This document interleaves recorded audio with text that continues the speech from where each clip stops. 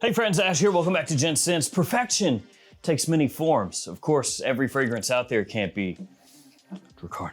This is like the one ring to rule them all, the one fragrance to rule them all. This right here, about 15 bucks, but we're not talking DN today. Technically, I already did talk about it, but we're talking other fragrances that in their own ways are perfect 10 out of 10. What is this? Perfect 10 out of 10s. Like a table burn on my hand going.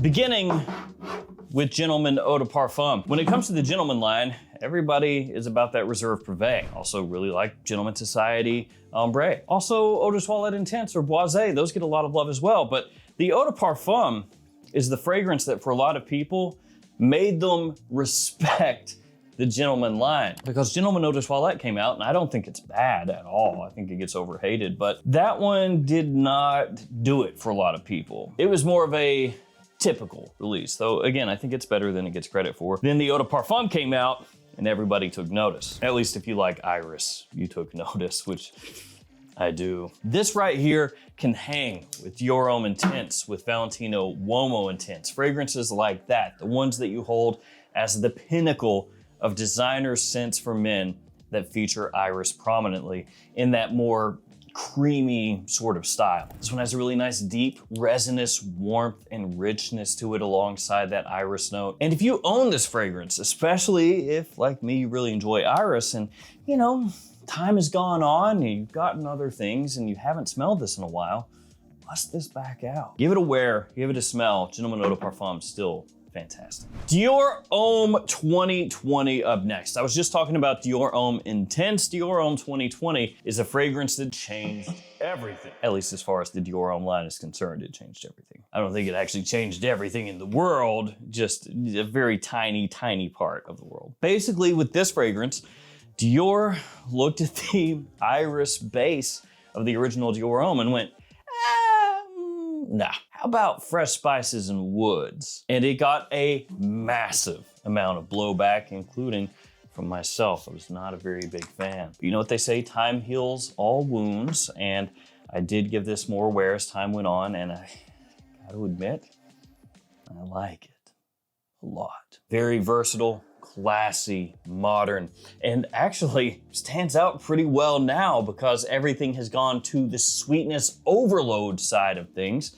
and this one does not. It keeps that sweetness firmly in check. We're really just looking at clean sort of citrus, fresh spices, stripped back modern woods. The stuff smells absolutely fantastic nowadays. I think like mid-20s and up, this stuff is awesome. Also, I got an email from one of you guys a while back, and you were asking me about cologne, PDM's cologne. But basically they just said in the email, as time goes on, opinions change as you wear things more often, stuff like that. And I bring this up because that's what happened with this one. And they asked me, with PDM cologne, has your opinion changed? Because you didn't really like it when it came out. And I gotta say, you know, I read the email and I was thinking about it. No, I hate cologne. But shout out to you, thank you for the email. Now the next one flies way, way, way under the radar. It's about $20. This stuff is basically dirt cheap. It's from Azzaro. When you hear Azzaro, you think two things: Chrome or Wanted / the Most Wanted. It's from neither of those though. This is from their Solarissimo line. You remember that one? Marettimo. As I said, about 20 bucks. This one is done by Quentin Bish,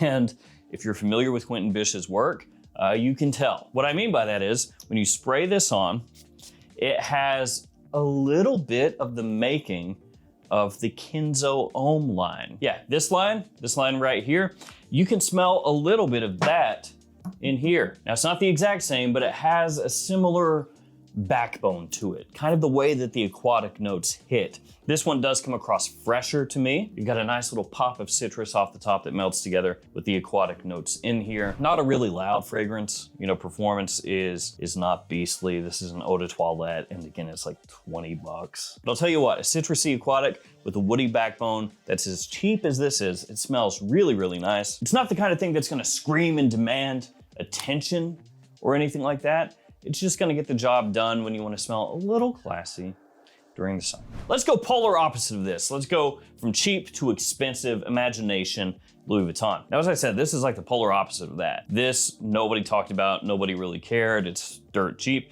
This, everybody hypes, it's crazy expensive, and it smells really good. Now you may say sometimes that the hype kind of went out of control when it comes to imagination, that, you know, it reached a fever pitch that it just couldn't really match. Is it worth the price? I mean, that's really up to you to decide, because of course there are other alternatives, dupes, inspired buys out there that get really close to this for a much lower price point. This stuff, spring and summer, absolutely fantastic. Great citrus notes in here. Of course, a little bit of tea as well, which gives it an interesting twist. It's good stuff. It's expensive, it's good. Everybody knows this one, Paradise Garden, Le Beau, Jean Paul Gaultier. Said that like backwards, you know? It's like Yoda version of saying a fragrance. Parfum, Acqua di Gio, Giorgio Armani. Like, okay. Now, I love Paradise Garden. I think this may be, along with Le Beau Le Parfum, the best in the line. Like if I were gonna take just one, it would come down to those two, Le Beau Le Parfum and this one right here. I think that for spring especially, this is the best of the lineup, and it also works really well during summer, early fall. It has that fig in there, the green notes, that coconutty kind of sweetness. Big, big, big attention grabber. I almost worry though, that this is like the pinnacle of the Le Beau lineup. We'll see as time goes, right? But when you think about it, the original Le Beau comes out and then Le Beau Le Parfum. And most people, not everybody, but most people go, oh, Le Parfum, this stuff is awesome. And then what happens? Paradise Garden. A lot of people go, oh, even better. And then Flower Edition, which is not terrible, but you know, it's not on the level of Paradise Garden for most people. And then Narcisse. Yeah, I think as of right now, this is kind of the peak of the mountain, and they've been downsloping a bit since then. So hopefully the next release, whenever that comes out, will kick things back up again, because I'll tell you, if it does not hit very well, the next one from Arabiyat Prestige, Lutfa, Light in the Heart. This is a hybrid, and I think that it's the correct move for them to do this as a hybrid, because it smells similar to Altair from Parfums de Marly mainly, hence the color scheme and everything. The issue with that is you're going head to head with Liquid Run. And that's a tall order, because that's one of the more popular fragrances out there, period, as far as dupes go. And instead, they took mainly inspiration from Altair, but then they added in a little MFK as well. So it also has Grand Soir. So you take that, you mix it with Altair, and you get this. In terms of quality, it's very good. Longevity is solid as well. It's just a great little twist. So even if you already have something like Liquid Brune, if you wanted to kind of switch it up, you know, get that similar vibe, but with the twist, this can do that for you. Also, I'm gonna do a giveaway today of an entire cloned collection. That'll be just in a little bit though. The next one is new, like brand new, Invictus Elixir. Not always been the biggest Invictus fan ever, but they have converted me over the last few years. You know, stuff like Invictus Victory, Invictus Victory Elixir, Invictus Parfum, stuff like that I have really, really enjoyed. This one right here, they basically are just doing a clone of stuff that they've already done, but doing it as a hybrid. Very simplified, basically taking Invictus Parfum, you know, the fresh, somewhat soapy aspect from that scent, and then mixing it with like Victory Elixir. It does lean more toward the vanilla side of things, so it's gonna remind you more of Victory Elixir between those two, but that's what this is really. So it's one of those deals where, you know, you could approach it two different ways. You could approach it one way and say, you know, there's not enough imagination here. They're basically just looking at some of the heavy hitters that they put out in the existing line and going, well, what if we just took those and mashed them together? You could view it that way and be like, ooh, lame. Or you could view it as, does that smell good? Does that appeal to me? For me, it does, and so here it is. Definitely not the most interesting thing ever as far as coming up with something new, but it smells good. And sometimes that's really all I care about. All right, this next one is kind of just a rando. It's Lolita Lempicka Green Lover. Now this is just straight up something I like. It is not gonna be the same kind of attention grabber as Paradise Garden or Imagination or Invictus Elixir. Green Lover actually isn't even really all that green. So they didn't even get that right. And Lolita Lempicka has been making approximately 0 men's fragrances over the past number of years. So yeah, like I said, this is not really a huge release, not really the type of thing that everybody is gonna be like, I gotta get that right now. And this right here came out in 2019. So it came out even before 2020.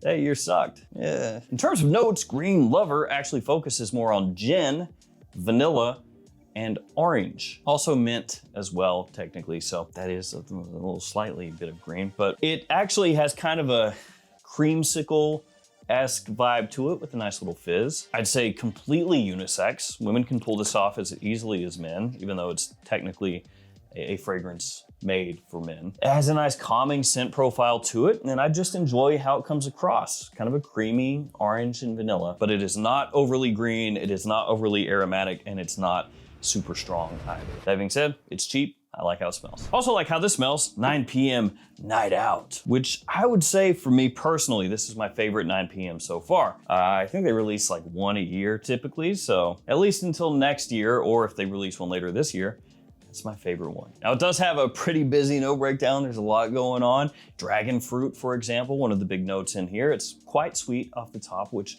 a lot of 9 p.m. fragrances are. To be fair, if you're buying a 9 p.m., then you probably already knew that and also didn't really care about that. By that, I mean, it's not a deal breaker. Performance is fantastic. This is fall and winter time. Cuts through that cold very, very well. Big attention grabber. And it's kind of doing its own thing. You know, it's not really like a direct one-to-one dupe of anything. Now, the last Middle Eastern fragrance that I have is this one, Armaf Infinity, which smells similar to L'Homme Ultime by YSL. Good old L'Homme Ultime. That one was really good while it existed. Yeah, YSL did the old yeller and they got rid of it. Or I guess if you want to be nicer about it, you would just say, it went to live on a farm, a fragrance farm, with all of its buddies. That's where L'Homme Ultime is, having a good time. Just out in the sun, rolling around in the grass, you know? That's what happened. That's where it is. Yeah, I feel better already. L'Homme Ultime though, man. Just loved it. Love this stuff. Ginger opening. Nice, fizzy, bright. Had a fresh rose note in there that was classy, but not stuffy. And it was more the type of fragrance where it had a dedicated number of people that really loved it, but obviously it wasn't a massive release. And because of that, you haven't seen too terribly many alternatives of that fragrance pop up by Middle Eastern brands. This one probably the best one. And since it gives me that L'Homme Ultime vibe, once again, for cheap, which L'Homme Ultime used to be cheap before. I love this. I got 5 more fragrances. Let's bust through these really quickly. First off with this one, Valentino Uomo. Try that again.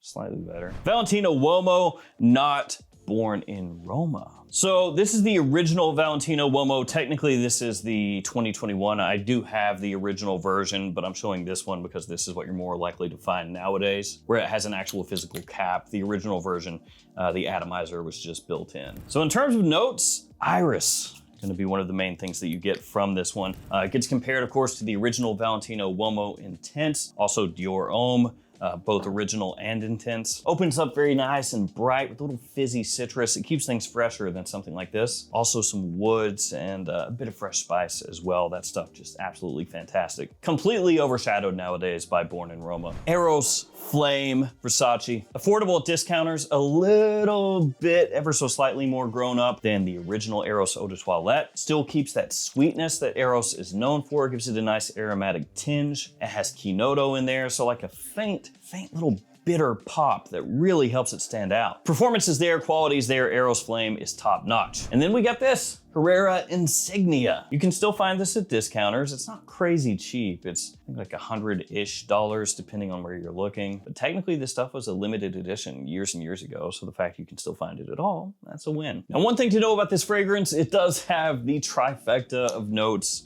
that are very commonly used together, and that is rose, oud, and saffron. So if you're familiar with fragrances that have that styling, you're gonna clock that in this stuff immediately. If for some reason you're not aware of that or you don't have any fragrances like that, it's a very noticeable trifecta of notes. They're used together extremely often, and that's because they work together really, really well. It gives the fragrance a Middle Eastern flair.